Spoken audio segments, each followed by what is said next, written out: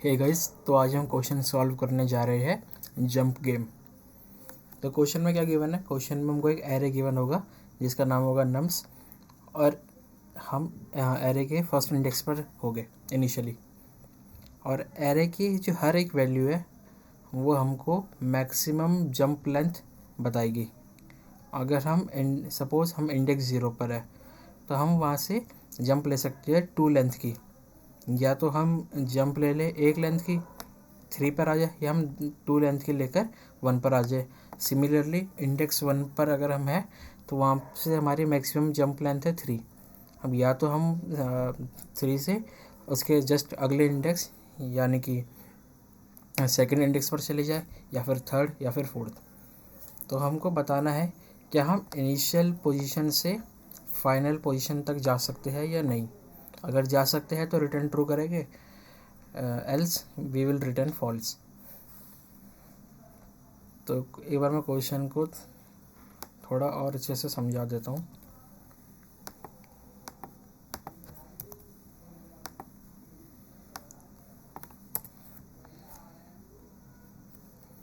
तो ये हमारा एरे था,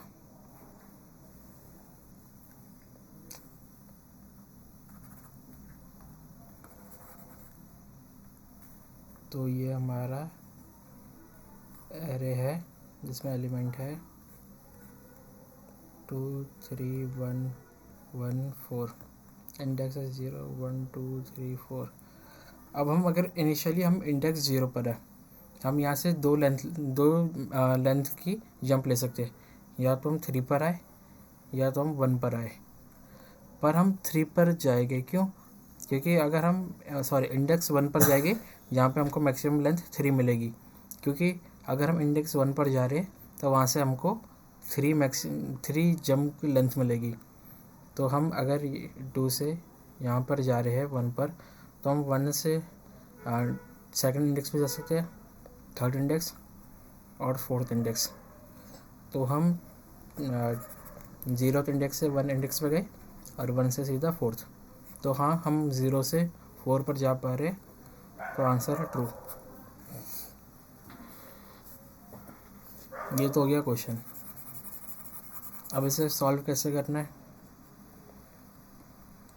देखो। अगर हम इसको थोड़ा अच्छे से देखें, थोड़ा सिंपल वे में देखें, तो क्या ये क्वेश्चन रिकर्जन का है? रिकर्जन का कैसे?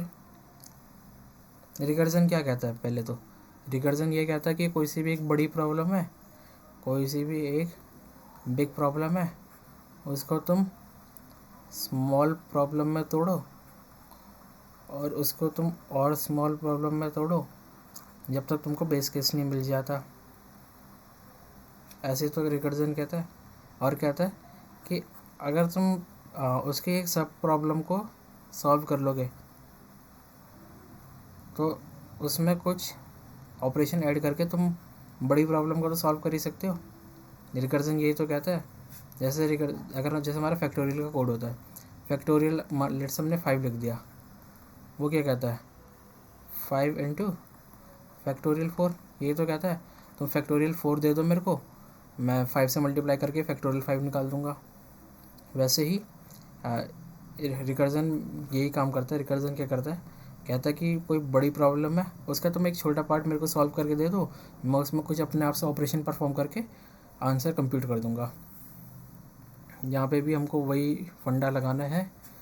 अब देखो, अगर हम इनिशियल पोजीशन पे है तो इनिशियल पोजीशन से जो हमारी मैक्सिमम लेंथ होगी, है ना, जंप की, हम वहाँ पे जा सकते हैं। मान लो ये 2 है, तो मैं यहाँ पे जा सकता हूँ और मैं यहाँ पे जा सकता हूँ। अब जैसे मैं 3 पे आया तो क्या मैं ये कह सकता हूँ आगे की प्रॉब्लम अब ये सॉल्व होगी मेरी? अगर मेरे को देखो, अगर मेरे को 0 इंडेक्स वाले से फाइनल तक जाना है तो मेरे को ये बता दो कि 0 से तो मैं 1 पे जा सकता हूँ। अब 1 से बताओ मेरे को कि 1 से मैं फाइनल पे जा पा रहा हूँ, नहीं जा पा रहा। मेरे को पता है मैं 0 से तो 1 पे जा पा रहा हूँ। अगर 1 से फाइनल पे जा पा रहा हूँ तो मेरा टोटल आंसर ट्रू होगा। सिमिलरली मैं 0 से 2 पर भी जा पा रहा हूँ। अब 2 से बता दो मेरे को कि 2 से मैं 4 पे जा पा रहा हूँ या नहीं जा पा रहा। और ये जो हमारी आगे की बात है, जो हम कह रहे हैं कि 2 से बता दो 4 पे जा पा रहा हूँ नहीं जा पा रहा, ये हमारी अगली फंक्शन कॉल लग जाएगी, सब फंक्शन कॉल, जिसे हम रिकर्जन भी कहते हैं। तो इससे मैं थोड़ा और अच्छे से बना दे के दिखा देता हूँ आपको।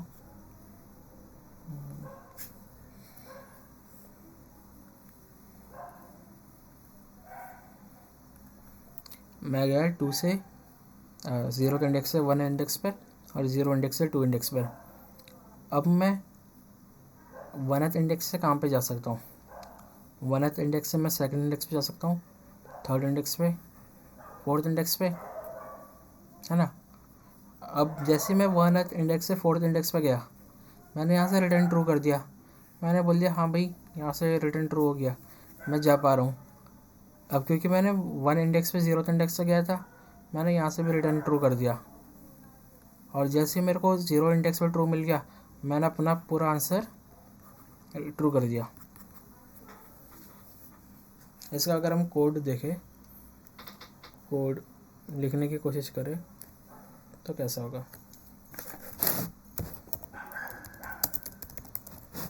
एक इंडेक्स होगा मेरे पास, एक वेक्टर होगा,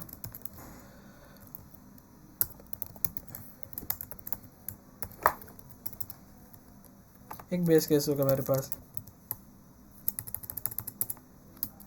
बेस केस क्या होगा? जब मेरा इंडेक्स लास्ट पोजीशन पर आ गया,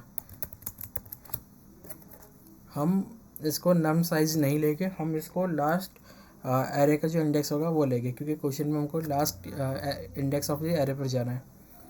और जैसे ही मैं यहाँ पर आ गया,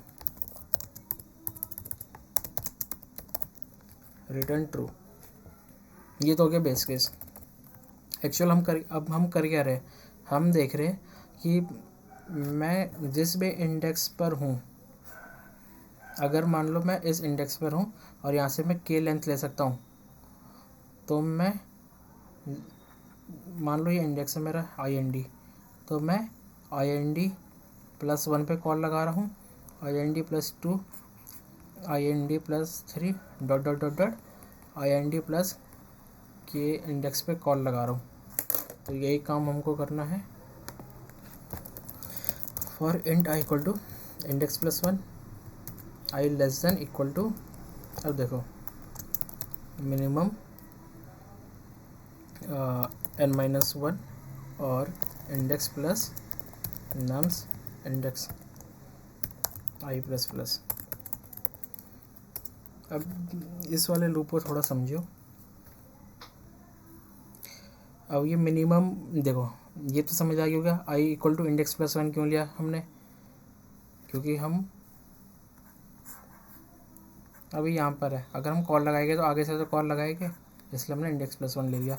और वो कॉल कहाँ तक जाएगी ये हमारा डिसाइड करेगा दो चीज़ों पर, कि हम कितने लेंथ की जंप ले सकते हैं और हमारा एरे का साइज़ क्या है। अगर हम मान लो इस इंडेक्स पे, लेट्स से मैं 4th इंडेक्स पर हूँ, अब 4th इंडेक्स की जो मेरी जंप लेंथ है वो 4 है, तो मैं 5th index, 6th index, 7th और 8th इंडेक्स पर जंप जा सकता हूँ? नहीं लगा सकता ना, क्योंकि एरे का साइज़ ही नहीं है। इसलिए हमको यहाँ पर एक मिनिमम कंडीशन लेके चलनी पड़ेगी कि मिनिमम क्या है। इसलिए हमने n-1 और इंडेक्स की जो जंप है उनके बीच में जो मिनिमम वैल्यू होगी वहीं तक जंप लगाएंगे। चलो ये तो बात होगी लूप की। अब लूप के अंदर कॉल क्या लगेगी? लूप के अंदर कॉल लगेगी आई नम्स, है ना। हम यही तो कर रहे हैं, हम जितनी भी लेंथ की जंप ले सकते हैं हर एक लेंथ पे जाकर वहाँ से सब कॉल लगा रहे हैं, लगा दी। अब हम ये आंसर को कहीं पे स्टोर भी कर रहे हैं, कुछ रिटर्न तो हो रहा है ना, बूल वैल्यू रिटर्न हो रही है, तो हमको इसे स्टोर भी करना पड़ेगा। तो हम एक बूल आंसर बना लिया जिसकी वैल्यू इनिशियली फॉल्स थी, और यहाँ पर लिख दिया मैंने आंसर इक्वल टू आंसर और सॉल्व। जैसे ये वैल्यू हमको ट्रू मिलेगी ये पूरा आंसर ट्रू हो जाएगा, और हमने यहाँ पे कर दिया रिटर्न ट्रू। तो सॉरी, रिटर्न आंसर। तो ये हमारा मेन लॉजिक है कोड का, और ये कोड बिल्कुल सही है, बट ये एक्सेप्ट नहीं होगा। एक्सेप्ट क्यों नहीं होगा? क्योंकि इसमें TLE आ जाएगा। अब TLE क्यों आएगा? क्योंकि बहुत सारे इसमें जो हमारी फंक्शन कॉल है वो सेम पैरामीटर पे कॉल हो रही है।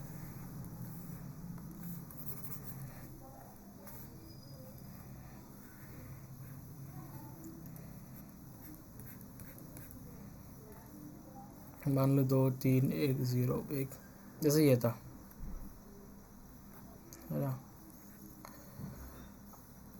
अब अगर मैं यहाँ से यहाँ पे जा रहा हूँ, फिर यहाँ से यहाँ पे जा रहा हूँ और कॉल लगा दी, और फिर तो मान लो एक बार मैंने लगा ही देता हूँ, सॉल्व 0 1 2 3 4। जैसे मैं 1th इंडेक्स पे गया, मैंने कॉल लगा दी इंडेक्स 1, और एरे है नम्स, सॉल्व। जैसे मैं सेकंड इंडेक्स पे गया, मैंने कॉल लगा दी सॉल्व इंडेक्स 2 और नम। और जब मैं 1 पे था, मेरे पास क्या वैल्यू थी कॉल लगाने के लिए? मैं इन तीनों पे कॉल लगा सकता था। ये था 0th इंडेक्स के लिए। 1th इंडेक्स के लिए क्या लगेगी call? Solve 2 nums, solve 3 nums, 4 nums. अब सेकंड इंडेक्स के लिए क्या कॉल लगेगी? एक ही कॉल लगेगी, सॉल्व 3 नम्स। अब मैं आगे नहीं बना रहा, क्योंकि आगे भी ज़रूरत नहीं है हमको बनाने की। इसी से हम देख सकते हैं कि ये वाला जो है सॉल्व 2 नम्स, यहाँ पे भी कॉल हो रहा है, यहाँ पे भी कॉल हो रहा है। सिमिलरली सॉल्व 3 यहाँ पे भी कॉल हो रहा है, और यहाँ पे भी कॉल हो रहा है। तो ये रिपीटेटिव कॉल हो रही है। इसको हटाने के लिए हम मेमोराइजेशन यूज़ करेंगे। हम क्या करेंगे, एक DP एरे ले लेंगे, जिसके अंदर हम इंडेक्स स्टोर करेंगे, और उस इंडेक्स से क्या आंसर आ रहा है, क्या हम उस इंडेक्स से हम फाइनल वैल्यू पर जा पा रहे हैं, नहीं जा पा रहे, ये स्टोर करेंगे। तो हमको अपने बस जो हमारा पुराना कोड था, इसमें एक आधी लाइन चेंज करनी है। एक हम ग्लोबल इंट DP ले लेते हैं, इसकी साइज़ हम 10,001 ले लेते हैं, क्योंकि क्वेश्चन में हमको रेंज इतनी गिवन है। कंस्ट्रेंट की जो रेंज है वो 10 की पावर 4 है, और हमको बस यहाँ पे चेक करना है DP index not equal to -1। अगर वो नहीं है, मतलब हम उस इंडेक्स के लिए हम पहले भी कॉल लगा चुके हैं, और हमने कंप्यूट भी कर रखी है वो वैल्यू, तो हमने स्टोर भी करी होगी DP में, तो हम सीधा वहीं से आंसर रिटर्न कर देंगे।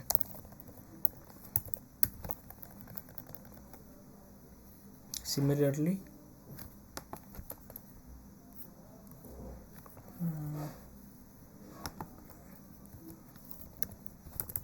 जैसे मैं यहाँ पे लिख देता हूँ DP index equal to answer. तो ये हमारा कोड हो गया डायनामिक प्रोग्रामिंग का, जिसमें हमने मेमोराइजेशन लगा दी। और ये क्यों आ रहा है, इसे छोड़ो। तो ये कोड हो गया, और ये कोड हमारा एक्सेप्ट भी हो जाएगा। अब इसमें यार एक, अगर तुम इस कोड को एज इट इज़ लिख कर तुम सबमिट करोगे, तो इसमें एक एरर आएगा TLE का। अब वो एरर कहाँ पे आएगा? वो एरर आएगा तुम्हारा ये वैल्यू यूज़ करने पे, क्योंकि हमारी जितनी भी फंक्शन कॉल हो रही है, उसमें हर बार ये नम्स एरे में से पर्टिकुलर इंडेक्स की वैल्यू निकाल रहा है, और उसमें इंडेक्स वैल्यू ऐड कर रहा है। तो इसको हम बार बार कंप्यूट ना करने के बजाय हम इसे एक बार कंप्यूट कर सकते हैं, और यहाँ पे बस हम जंप लिख सकते हैं। और अगर हम ऐसा करेंगे तो हमारा कोड एक्सेप्ट हो जाएगा। एक बार मैं एक्सेप्टेड कोड दिखा देता हूँ।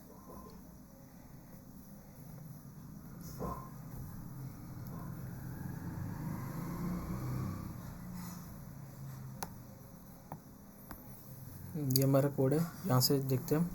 हमने एक डीपी एरे लिया, एक सेकेंड, हाँ हमने एक डीपी एरे लिया जिसकी वैल्यू हमने -1 कर दी और हमने कॉल लगा दी सॉल्व फंक्शन में। पहला पैरामीटर हम पास कर रहे हैं इंडेक्स, दूसरा हम कर रहे हैं एरे जो हमें क्वेश्चन में गिवन है nums array. Base condition check कर रहे हैं कि हमारा इंडेक्स लास्ट इंडेक्स के इक्वल हो गया तो रिटर्न ट्रू कर देंगे। अगर डीपी ने अगर हमने उस पर्टिकुलर इंडेक्स की वैल्यू पर कॉल लगा रखी है पहले, तो हम डीपी पर्टिकुलर इंडेक्स की वैल्यू रिटर्न कर देंगे। और एक आंसर ले लिया हमने फॉल्स। एन हमारा एरे का साइज़ है।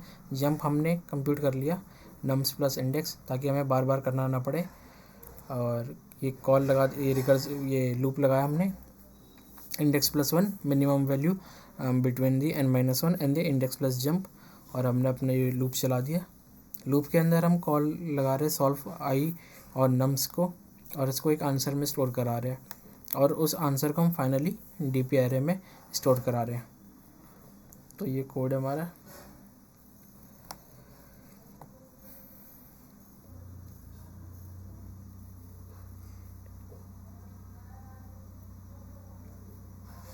और ये सबमिट भी हो गया हमारा कोड। अब अगर मैं इसमें वो वाली लाइन जो मैं ये कह रहा था, इसको मैं अगर इग्नोर कर दूं,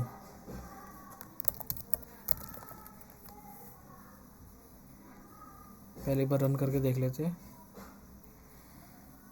चल रहा है, सबमिट करके देखता हूँ।